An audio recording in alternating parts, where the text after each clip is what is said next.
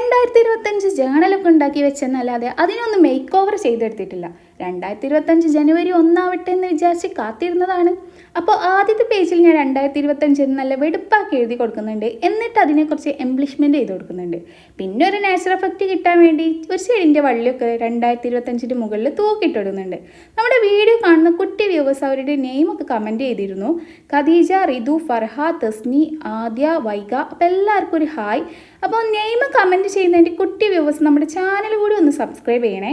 അപ്പോൾ coming to the point, അടുത്ത പേജിൽ ഈ വർഷം ഞാൻ എന്തിനൊക്കെയാണ് കൂടുതൽ ഇമ്പോർട്ടൻസ് കൊടുക്കുന്നതെന്ന് എഴുതി കൊടുക്കുന്നുണ്ട്.